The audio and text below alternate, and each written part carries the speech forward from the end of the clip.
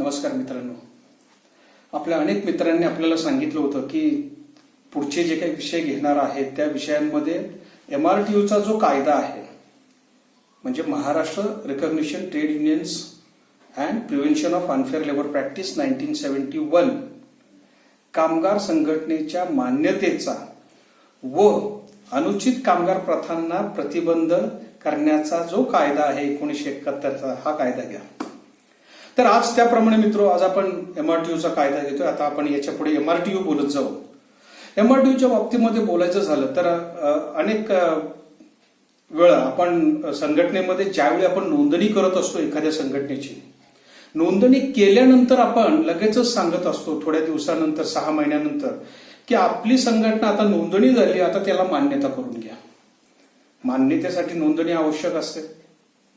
त्यामुळे नोंदणी केल्यानंतर आपण मान्यता करायला लावतो. अनेक ठिकाणी नुसता आपणच आग्रह करतो प्रतिनिधी म्हणून असं नाही, तर अनेक ठिकाणी व्यवस्थापन देखील आग्रह धरत असतं की तुमची संघटना नोंदणीकृत आहे तर ती मान्यता प्राप्त करून घ्या. या प्राप्त केल्यामुळे काय होतं की कामगारांमधले जे वाद असतात, मालक यांच्यामधले वाद असतात, कामगारांच्या मधली गटबाजी असते की ज्याचा मोठा विपरीत परिणाम हा त्या उद्योगावरती होत असतो. अनेक वेळेला संघटना पळवून नेणं काही प्रकार पाहिलेले आहेत. तर ह्याला कुठेतरी एक आळा घालण्याचं काम मान्यताप्राप्त संघटनेमुळे होत असतं. त्यामुळे सरळ चालणाऱ्या जे व्यवस्थापन असतात त्यांना संघटना मान्यता प्राप्त असणं हे गरजेचं ठरत असतं. आणि त्या दृष्टिकोनातून ह्या कायद्याकडे पाहिलं, हा जो कायदा आहे अतिशय चांगल्या पद्धतीचा कायदा आहे. महाराष्ट्र राज्य पहिलं असं राज्य आहे देशामध्ये की ज्यांनी अशा प्रकारचा कायदा आपल्या राज्यामध्ये आणला. कायदे अनेक असतात. सेंट्रल तयार करतं, सेंट्रल इम्प्लिमेंट करतं, काही कायदे सेंट्रल तयार करतं, स्टेट गव्हर्नमेंट इम्प्लिमेंट करतं काही कायदे, राज्य सरकार काही कायदे तयार करतं आणि राज्य सरकार त्याची अंमलबजावणी करतं. असे कायदे वेगवेगळे असतात. तर हा जो कायदा आहे या कायद्याची निर्मिती ही राज्य सरकारने केलेली आहे. राज्य सरकारने या कायद्याची निर्मिती केली आणि त्याची अंमलबजावणी सुद्धा राज्य सरकारच्या अखत्यारीतच येत असते. तसं पाहिलं तर ह्या कायद्याची जी बीज आहे, जी मूळ आहे, ते बॉम्बे इंडस्ट्रियल रिलेशन ऍक्ट जो 1946 होता त्यामध्ये कुठेतरी लपलेली दिसून येत आहे. आणि आपण मागच्या वेळी पाहिलं की कुठलाही कायदा म्हणलं की त्याचा उद्देश आणि त्याचा हेतू जर आपण लक्षात घेतला तर त्या कायद्याची एक जुजबी माहिती आपल्याला पटकन लक्षात येत असते. तर हा जो MRTUचा जो कायदा आहे त्याचा हेतू जर आपण पाहिला, त्याचा उद्देश जर पाहिला तर त्याचा उद्देश असा आहे की मालकांकडून कामगारांच्या विरोधात आकसाने होणाऱ्या ज्या कारवाया असतात, मालकांकडून कामगारांच्या विरोधात ज्या आकसाने होणाऱ्या कारवाया असतात त्याला प्रतिबंध करणं, तसंच कामगार आणि कामगार संघटनांच्याकडून सुद्धा ज्या अनुचित प्रथा काही वेळेस होत असतात त्याला कुठेतरी प्रतिबंध करण्याचा हेतू हा ह्या MRTU कायद्याचा आहे. मित्रांनो, मान्यता प्राप्त ज्यावेळी एखादी संघटना होते त्यावेळेस त्या संघटनेला अनेक अधिकार मिळत असतात. म्हणजे त्याला सामुदायिक सौदा करण्यासाठी एक मान्यता मिळत असते. बेकायदेशीर संप असेल, बेकायदेशीर टाळेबंदी असेल व्यवस्थापकाला, त्याबाबत काही मनाई असते, त्याबाबत काही एक तुम्हाला शिस्तबद्ध अशा पद्धतीचे काही नियम या कायद्यामध्ये तरतूद सांगितलेले आहे. अशा अनेक गोष्टी याच्यामध्ये सांगितलेल्या आहेत. एका उद्योगामध्ये एकच संघटना मान्यता प्राप्त असते आपण पाहिलं तर हा जो कायदा आहे हा कायदा कशा प्रकारचा आहे, काय सांगितलेलं आहे ह्या कायद्यामध्ये. तर मित्र, ह्या कायद्यामध्ये असं सांगितलेलं आहे की ह्या कायद्यामध्ये एकूण 10 प्रकरणं अशी दिलेली आहेत. ह्या 10 प्रकरणं जी दिलेली आहेत या कायद्यामध्ये, MRTUच्या कायद्यामध्ये 10 प्रकरणं दिलेली आहेत. या 10 प्रकरणामध्ये 2 भाग केलेले आहेत. 10 प्रकरणामध्ये 2 भाग केलेले आहेत. पहिला जो भाग येतो तो म्हणजे कामगार संघटनांना मान्यता देणं, हा पहिला भाग येतो. दुसरा जो भाग येतो तो येतो अनुचित कामगार प्रथांना प्रतिबंध घालण्याचा भाग येतो. 10 प्रकरणं या कायद्याची, त्याचे 2 भाग, कामगार संघटनांना मान्यता नंबर 1 चा, नंबर 2 चा अनुचित कामगार प्रथांना प्रतिबंध घालण्याचा. आता अनुचित कामगार प्रथांना जो प्रतिबंध घालण्यात येतो त्याच्यामध्ये एकूण 4 परिशिष्ट सांगितलेले आहेत. परिशिष्ट म्हणजे शेड्यूल, 4 शेड्यूल सांगितलेले आहेत. पहिला एक भाग येतो त्याच्यासाठी तुम्हाला लेबर कोर्टला जायला लागतं. दुसरा भाग येतो त्याच्यामध्ये औद्योगिक न्यायालयाच्या अखत्यारीत तो भाग येतो. त्याच्यामध्ये मालकाची अनुचित प्रथा, मालकाची म्हणजे व्यवस्थापनाची अनुचित प्रथा. व्यवस्थापन अनेक प्रकारे काही चुकीचं वागत असतं. कामगारांना डायरेक्टली कामावरून काढून टाकणं म्हणजे बळी देणं, वे ऑफ विक्टिमायझेशन आपण ज्याला म्हणतो. खोटे नाटे आरोप करणं, खोटे आरोप करून गुन्हेगारी स्वरूपाचे, फौजदारी स्वरूपाचे गुन्हे दाखल करणं, नैसर्गिक न्यायतत्वाचा भंग करणं, चौकशीच्या अहवालामध्ये काही ज्या तरतुदी सांगितलेल्या आहेत त्याचा भंग करणं, हे अशा अनेक गोष्टी सांगितलेल्या आहेत मालकांच्या बाबतीमध्ये, टाळेबंदीच्या बाबतीमध्ये सांगितलेल्या आहेत. तर हा जो भाग येतो नंबर 2चा औद्योगिक न्यायालयाच्या अखत्यारीमध्ये येतो मालकाची अनुचित प्रथा. नंबर 3चा जो भाग येतो त्याच्यामध्ये युनियनची अनुचित प्रथा येतं. नंबर 4चा जो भाग येतो त्यामध्ये मालकांची अनुचित प्रथा, अनेक मालकांची अनुचित प्रथा हा सांगितला जातो. आता हे जे 2, 3 आणि 4 नंबरचे जे भाग येतात, मालकाची अनुचित प्रथा, कामगाराची अनुचित प्रथा, मालकांची अनुचित प्रथा, याच्यामध्ये मालकांसाठी 6 अशा कृती सांगितलेल्या आहेत की ह्या अनुचित प्रथांमध्ये येतात म्हणून. कामगारांसाठी सुद्धा 6 अशा कृती सांगितलेल्या आहेत की ज्या अनुचित प्रथांमध्ये येत आहेत. मालकांच्यासाठी सुद्धा 10 अनुचित प्रथा सांगितलेल्या आहेत की ज्या अनुचित प्रथांमध्ये येत आहेत. तर ह्या अशा गोष्टी या कायद्यामध्ये सांगितल्या गेलेल्या आहेत. आता ज्यावेळी अनुचित प्रथा घडत असतात त्याची प्राधिकरणं कोणकोणती आहेत? तर प्राधिकरणं अशा पद्धतीची आहे की औद्योगिक न्यायालयात तुम्ही जात असता, अनुचित प्रथा घडल्यानंतर मालक किंवा व्यवस्थापक हा औद्योगिक न्यायालयात जात असतो, कामगार न्यायालयात जात असतो, तपास अधिकारी जो असतो तो त्याचा एक भाग असतो.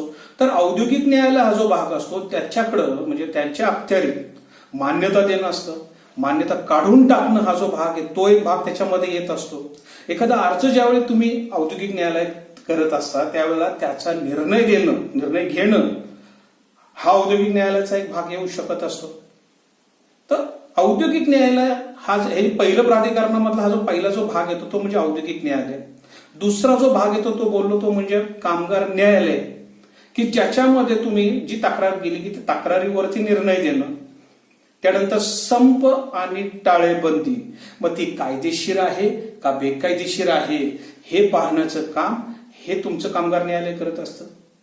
तपास अधिकारी तिसरं बोललोय की तपास अधिकारी हा एकूण जी सभासद संख्या आहे त्याची शहानिशा करण्याचं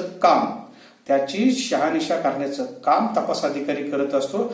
त्याचप्रमाणे एखादी तक्रार आली तर त्या तक्रारीचा तपास करण्याचं काम सुद्धा तपास अधिकारी करत असतो. आता ह्याच्यामध्ये पुढचा जो मुद्दा येतो तो म्हणजे मान्यता प्राप्त संघटना म्हणजे काय? मित्र, मान्यता प्राप्त संघटना म्हणजे एकूण नोकरीदारांच्या 30% सभासद हे त्या संघटनेचे सभासद असणं महत्वाचं असतं. आणि त्याला मान्यता प्राप्त म्हणून जे प्रमाणपत्र आहे ते त्याला मिळणं आवश्यक असतं. ज्याला मान्यता प्राप्त प्रमाणपत्र मिळालेलं आहे आणि नोकरीदारांच्या 30% सभासद आहेत ती मान्यता प्राप्त संघटना. आता मान्यता मिळण्यासाठी आपण पाहिलेत की अनेक गोष्टी असतात की 50 कामगार, कमीत कमी 50 कामगार किंवा त्याच्यापेक्षा जास्त कामगार हे संघटनेचे सभासद असणं अत्यंत आवश्यक असतं. 50 पेक्षा जर कमी असतील तर अशा वेळी सुद्धा एक छोटी तरतूद सांगितलेली आहे की तुम्ही जर 2 महिन्याची नोटीस देऊन सरकार त्याबाबतचा विचार करू शकतं. सतत 50 पेक्षा जर का 1 वर्षापेक्षा जास्त कालावधीमध्ये जर का 50 पेक्षा कमी जर सभासद असतील तर मग मात्र मान्यता प्राप्त त्याची रद्द पण होण्याची शक्यता असते. तर ह्या ज्या गोष्टी आहेत ह्या गोष्टी मान्यता प्राप्त संघटना म्हणजे काय आणि त्या परिशिष्ट 3 कलम 10 मध्ये त्या दिल्या गेलेल्या आहेत. तर ह्या गोष्टी आपल्याला लक्षात घेणं अत्यंत आवश्यक आहे. मान्यतेसाठी आपण औद्योगिक न्यायालयामध्ये अर्ज करत असतो. आता ह्याच्यामध्ये एक महत्वाची तरतूद काय दिलेली आहे की MRTO पल्प 1971चा जो कायदा आहे त्याच्यामध्ये एक महत्वाची तरतूद काय दिली आहे ती म्हणजे संप आणि टाळेबंदी. संपाच्या बाबतीमध्ये त्यांनी काही गोष्टी आवर्जून सांगितलेल्या आहेत. प्रामुख्याने औद्योगिक शांतता चांगल्या पद्धतीची राहण्यासाठी बेकायदेशीर संप होऊ नये याची काळजी या कायद्यामध्ये घेतली गेलेली आहे. मग त्याच्यामध्ये त्यांनी सांगितलेलं आहे की बाबा तुम्ही जर नोटीसच नाही दिली आणि संपावर गेला तर तो संप बेकायदेशीर होईल. नोटीस दिली आणि 14 दिवसांच्या आतमध्ये तुम्ही जर संपावर गेला तरी सुद्धा तो बेकायदेशीर होईल. तुम्ही जर लवादाला टाळून तुम्ही जर संप केला तरी तो बेकायदेशीर होईल. तर संप बेकायदेशीर कधी होऊ शकतो ह्या बाबतीमध्ये त्यांनी काही गोष्टी सांगितलेल्या आहेत. त्याच्यानंतर त्यांनी संप बेकायदेशीर होण्यासाठी म्हणजे बऱ्याच वेळेला एखादा कामगार संघटनांनी संप केला, मग त्याच्यासाठी व्यवस्थापन हे कामगार न्यायालयात जात असतं. एक वाजवी मुदतीत त्यांना कामगार न्यायालयात जाणं भाग पडत असतं बेकायदेशीर संप ठरवण्यासाठी. आणि मग त्याच्यावरती कामगार न्यायालय एक निर्णय घेत असतं की जो निर्णय तो अंतिम असतो. मग तो संप कायदेशीर आहे की बेकायदेशीर आहे हे ठरत असतं. आणि तो जो निर्णय असतो कामगार न्यायालयाचा तो निर्णय हा अंतिम असतो. आता ह्याच्यामध्ये एक महत्वाची तरतूद जी आहे ती मला या ठिकाणी खास आवर्जून तुम्हाला सांगावीशी वाटते. जर का संप बेकायदेशीर ठरला, जर का संप बेकायदेशीर ठरला तसा जाहीर झालं आणि जर का 48 तासांच्या आतमध्ये तो संप जर मागे घेतला तर तो संप कायदेशीर ठरत असतो. मित्र, हा एक छोटी तरतूद आपल्याला लक्षात घेण्यासारखी आहे. जसं संपाच्या बाबतीमध्ये कामगारांना सांगितलंय या कायद्याने, MRTOच्या कायद्याने, तसंच टाळेबंदीच्या बाबतीमध्ये सुद्धा सांगितलेले आहेत. संपाच्या ज्या तरतुदी आहेत तशाच तरतुदी ह्या मालकाला सुद्धा लागतात. म्हणजे टाळेबंदी ह्या आणि संप ह्याच्यामध्ये ज्या तरतुदी आहेत ह्या एकसारख्या तरतुदी आहेत.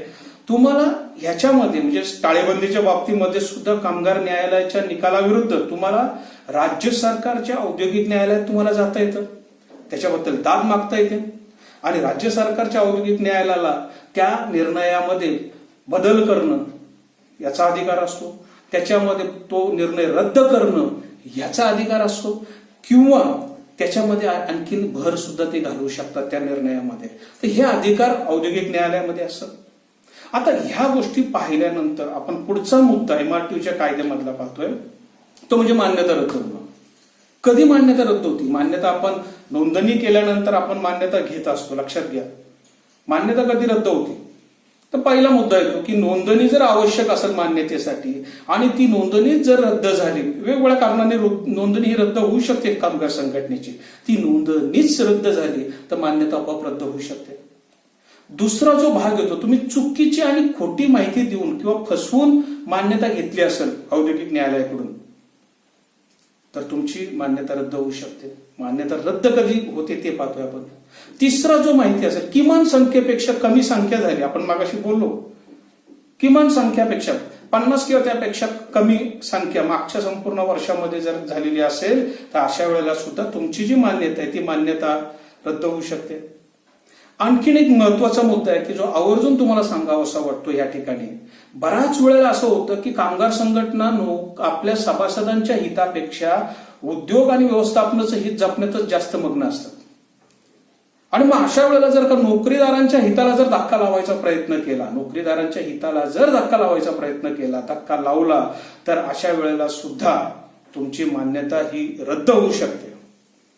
याच्यामध्ये आणखीन पुढचा मुद्दा असा सांगितला की जर बेकायदेशीर संप जर झाला किंवा त्याला चिथावणी दिली किंवा ज्या तरतुदीमध्ये ज्या अनुचित प्रथा सांगितलेल्या त्या अनुचित प्रथा जर का त्या संघटनेने केल्या तरी सुद्धा तुमची मान्यता, संघटनेची मान्यता ही त्या ठिकाणी रद्द होऊ शकते. हा भाग नीट लक्षात ठेवा मित्रांनो. तर MRTOच्या कायद्यामध्ये ह्या सर्व ज्या विविध गोष्टी तुम्हाला सांगितल्या गेलेल्या आहेत, तुम्हाला वेगवेगळे अधिकार सुद्धा ह्या कायद्याच्या द्वारे मिळत असतात. मगाशी मी सांगितले की बाबा कामगार सौद्यासाठी तुम्हाला मान्यता मिळत असती, तुम्हाला बेकायदेशीर टाळेबंदी होणार असेल तर त्यासाठी ती थांबवता येते, त्यासाठी लगेच तुम्हाला न्यायालयात लगेच जाता येतं.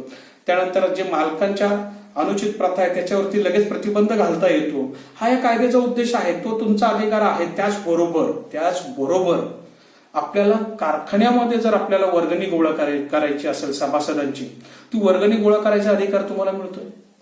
तुम्हाला युनियनचा जो नोटीस बोर्ड असतो तो उद्योगाच्या जागेत तुम्हाला लावता येतो. त्यावरती तुम्हाला संघटनेची जी माहिती आहे ती माहिती तुम्हाला त्या नोटीस बोर्डवर तुम्हाला देता येते. तर ह्या ज्या गोष्टी आहेत त्या गोष्टीचे अधिकार आणि हक्क मिळतात तुम्हाला. तुमचे जे सभासद असतात त्यांच्यावरती जर का चौकशी चालू असेल तर अशा वेळेला तुम्हाला प्रतिनिधी म्हणून त्या ठिकाणी दाखल होण्याचा अधिकार तुम्हाला मिळत असतो.